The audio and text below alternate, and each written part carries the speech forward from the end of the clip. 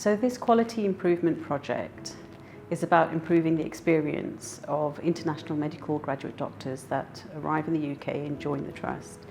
The project consists of international medical graduate doctors who are bringing their lived experience to the fore with compassion, unreserved commitment and a lens of equality to ensure that future doctors do not have to go through the avoidable challenges that they went through. One of the key parts for the methodology is data. So I was a data lead and I sent out monthly surveys which give us valuable feedback so that we know how to improve things for IMGs. By improving the experience of IMG doctors, giving them the confidence to carry out their day-to-day job, adjusting to the British culture, ultimately it's going to improve the doctor-patient relationship and leading to more patient safety, less staff burnout, and good clinical outcomes. We are truly honoured to be nominated for this project. As an IMG myself, we have put our hearts into this project and we have embedded the trust values in this project, and we are really proud to be nominated for this.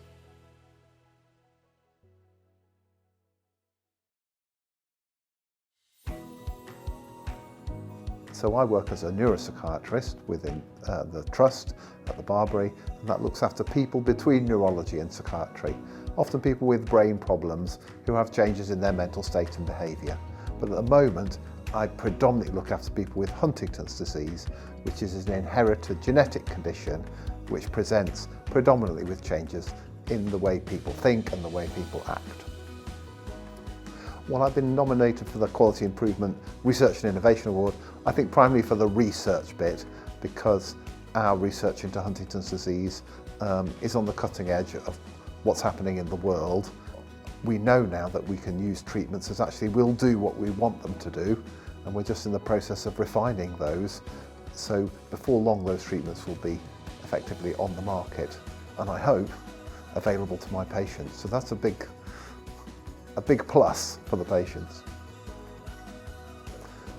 I was really surprised to receive the nomination because nobody told me that they were going to nominate me. I was really happy as well because I really want the work that I'm doing, first of all, to be recognised and to be more widely publicised. So I'm happy and proud, but to start with, I was mainly surprised.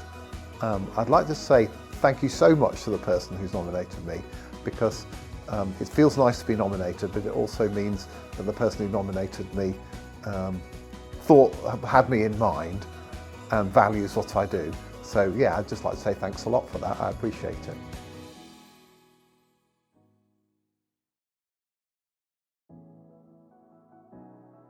So our QI team comprises of multidisciplinary staff, and we also have EBEs on board. Our project looks at addressing health inequalities in clinical settings, and we've been looking at addressing cultural competencies in staff in mental health settings. Our project has three main strands. So firstly, we developed a resource page which we have on Connect. So the purpose of our resource page is to support our staff in delivering culturally sensitive, person-centred care, and it includes lots of different translated materials and signposting information for our service users when they're in need. Secondly, we developed co-produced evidence-based 2 modules of training to address the cultural competences in clinical setting. So thirdly, we co-produced a single-page communication passport. So this will hopefully give a snapshot of each service user beyond the diagnosis, and this will be soon live across Rio. So at the heart of this project, we've co-produced with our EBEs along all of the way, and we've co-developed this with all of the wider staff teams to really think about how we can address health inequalities. So being new to ICCR, what drew me to this project was its groundbreaking initiative to really give our service users a voice. So what stood out for me in this project was the use of a very powerful QI tool of PDSA. So they were very creative and very bold in testing out changes, refining the changes and using them with the teams.